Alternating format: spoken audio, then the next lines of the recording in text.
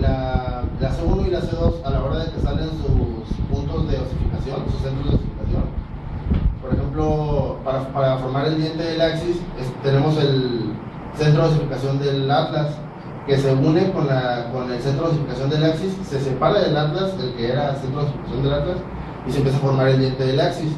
En este momento ya ese punto de osificación que pertenecía al atlas ya dejó de formar parte del atlas, y entonces ya aparece lo que es la apófisis odontoides.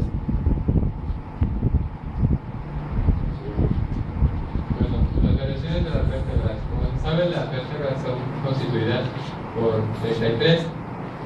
7 cervicales, 12 torácicas, 5 lumbares, 5 sacras y 4 coxígeas.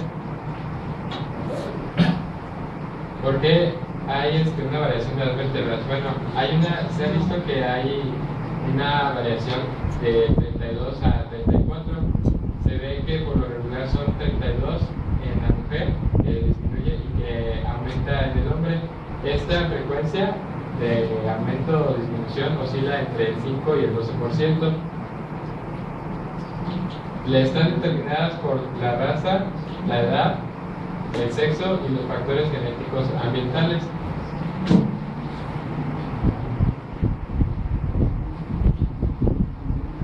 Las variaciones importantes de las vértebras, en esta imagen podemos observar 3 columnas vertebrales: la B, que es una columna normal, y la A, en la que podemos observar que la cervical 7 está unida a una costilla, pero aún así esta se considera como una cervical. También podemos observar que en la parte inferior la sacra está junta con la lumbar, está sacralizada con la primera sacra. En la columna vertebral C podemos observar que en T12 hay una costilla que está más aumentada, y que en la costilla lumbar tiene también una costilla, pero está disminuida.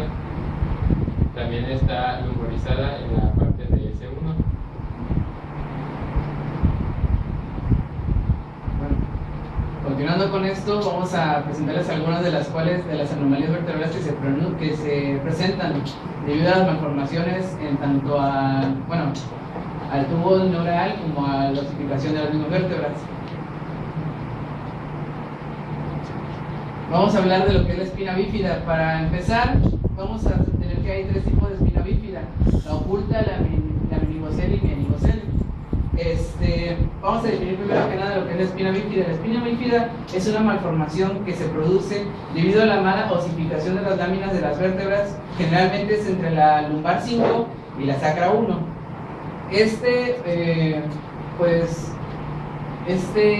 padecimiento provoca en sí diversos puntos, diversas molestias al individuo. Vamos a empezar con lo que es espina bífida oculta. Esta en su totalidad es difícil de localizar debido a que, como su nombre lo dice, está oculta y únicamente es detectable mediante un mechón de pelo que se localiza en el lugar afectado, en este caso, como lo había mencionado, L5 o S1, y pues en sí no provoca ningún trastorno posterior a inclusive el individuo puede vivir toda su vida sin haberse dado cuenta que la tiene. Periferia del anillo fibroso. Soporta los choques, y el anillo fibroso, que es el que se encuentra alrededor, es el que va a dar la hiperflexión de la columna. También podemos observar otros elementos como son el ligamento longitudinal anterior. Ligamento longitudinal anterior se extiende desde la C1, hasta el sacro, y es más grande y robusto que el ligamento longitudinal posterior. El ligamento longitudinal posterior es más delgado y más débil, y es el que va a proteger la parte posterior.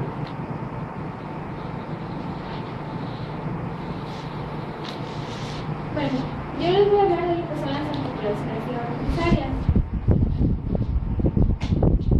Las articulaciones hipoposarias son las articulaciones de los arcos vertebrales. Estas van a ser articulaciones sinoviales planas que van a estar entre las apófisis articulares superior e inferior de las vértebras adyacentes y van a estar rodeados por una delgada cápsula articular. Esta es más delgada y laxa en la región cervical, lo que permite la amplia gama de movimientos que tenemos, y van a permitir movimientos de desplazamiento que están determinados tanto por el tamaño del disco intervertebral como en la forma y orientación de estas articulaciones intervertebrales.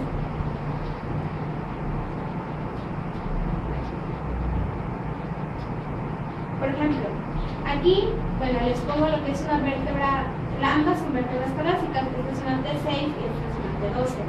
Principalmente para que vean, aquí encontramos lo que son las apófisis articulares, tanto superior como inferior, bueno, las carillas costales que identifican a la vértebra torácica. Y aquí en la vértebra T12 vemos que adquiere características más de vértebras lumbares, un cuerpo más voluminoso y más ancho, así como su apófisis espinosa comienza a tener una forma más corta y gruesa como forma de hacha, que es en las vértebras lumbares. Y aquí vamos a tener a sus apófisis y carillas articulares, que es en donde se va a dar la articulación sinovial. En esta imagen vemos la diferencia que tienen entre la forma y orientación de las articulaciones. Por ejemplo, entre vértebras cervicales van a estar como en declive desde su parte anterior a la posterior. Esto lo que va a hacer es que va a permitir la flexión y extensión de las cervicales, de la cabeza. Entre vértebras torácicas, la articulación sigaprofisaria o interaprofisaria va a estar también en declive. Sin embargo, va a estar un poco más vertical y esto lo que va a hacer es que va a limitar la flexión y extensión, pero va a facilitar la rotación, que es el movimiento uno de los más importantes en lo que es las vértebras torácicas. Y en las lumbares, como recordamos, estos van a tener una orientación sagital. Entonces, aquí se ve más limitado el movimiento. Sin embargo, sí llegan a permitir, aunque no es tan amplia la gama de movimientos como en las cervicales, sí permiten lo que es la flexión y extensión y van a estar más curvas las carillas articulares. Las articulaciones sigaprofisarias van a estar inervadas por ramas anteriores procedentes de los ramos mediales de los ramos posteriores de los nervios espinales. ¿Qué quiere decir esto? De la médula van a salir lo que son los ganglios sensitivos del nervio espinal, que posteriormente van a dar lugar a lo que es el nervio espinal. De aquí se van a dar lo que son ramas ventrales o anteriores y ramas dorsales o posteriores. Los nervios que van a inervar a la articulación van a ser de las ramas posteriores, sus ramas articulares, que van a ser, cada articulación va a estar inervada por dos nervios.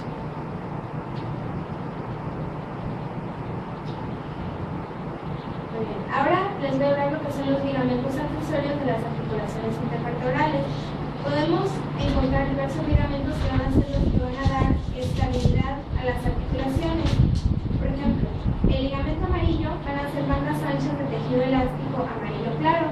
Estos se van a encontrar en la parte posterior del conducto vertebral y van a unir a las láminas de las vértebras adyacentes, limitando la flexión. Es un tejido delgado, posteriormente les mostraré la imagen, y los ligamentos interespinosos son, como su nombre le indica, los que van a conectar a las apófisis espinosas. Sin embargo, va a ser desde su raíz o base hasta el vértice. Por ejemplo, aquí tenemos lo que es el ligamento amarillo. Como les mencionaba, está en la parte posterior del conducto vertebral y van a conectar lo que es la lámina superior con la lámina inferior. Si sufre alguna lesión, va a comprimir a lo que es la médula espinal, provocando una estenosis. Los ligamentos interespinosos van a estar desde la base hasta el vértice de la apófisis espinosa y van a estar limitados posteriormente por el ligamento supraespinoso y anteriormente por el ligamento amarillo. También en esta imagen apreciamos lo que es el ligamento longitudinal anterior y el ligamento longitudinal posterior. El longitudinal anterior va a ser más ancho que el posterior y va a cubrir lo que es la cara anterior y lateral de los tanto cuerpos como discos intervertebrales y va a ser el único ligamento que limite la extensión. En el ligamento longitudinal posterior este va a ser más delgado, más estrecho y va a cubrir también a los cuerpos vertebrales, pero principalmente a los discos intervertebrales, que lo vamos a encontrar en la parte anterior del cuerpo vertebral.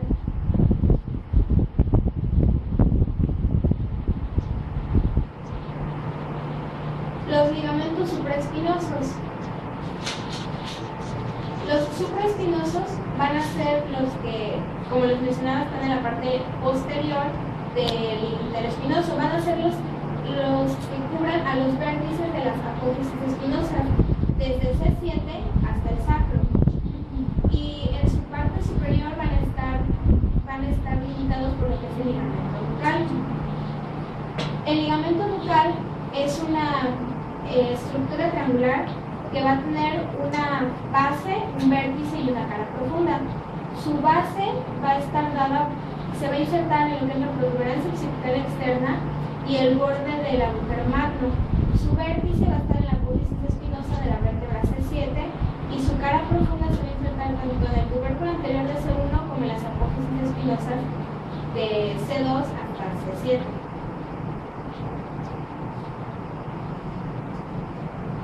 Aquí está una imagen más de cerca de lo que es el ligamento nucal. Es un tejido fibroelástico fuerte y ancho desde la protuberancia occipital externa hasta las apófisis cervicales. Y este nos va a ayudar para los movimientos de las cervicales. Aquí también podemos ver lo que es la arteria vertebral, que recordemos que es la que va a pasar a través de los agujeros transversos, excepto en C7, que es donde solo pasan algunas venas y arterias secundarias. Y por aquí es donde va a pasar la arteria vertebral. También tenemos a los ligamentos amarillos, que son los que unen a las láminas anterior y inferior, a los ligamentos, a los supraespinosos y a los interespinosos.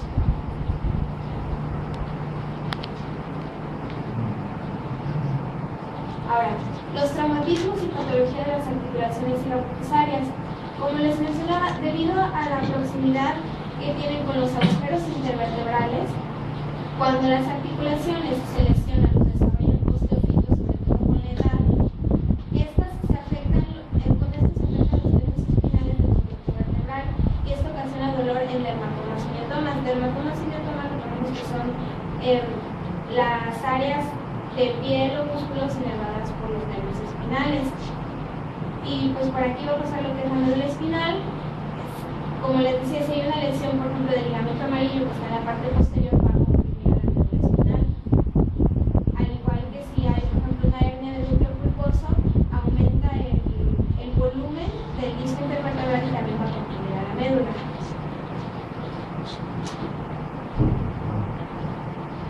Bueno, de las articulaciones cardiovertebrales las podemos dividir en dos, lo que son la articulación atlantooccipital y la articulación atlantoaxial. Aquí tenemos una imagen anterior de la articulación atlantooccipital. Esta articulación va a ser, la articulación atlantooccipital se da entre el atlas y los cóndilos del occipital. Esta articulación es de tipo sinovial y es sinovial de tipo condilia y va a permitir el movimiento de asentir, de decir que sí.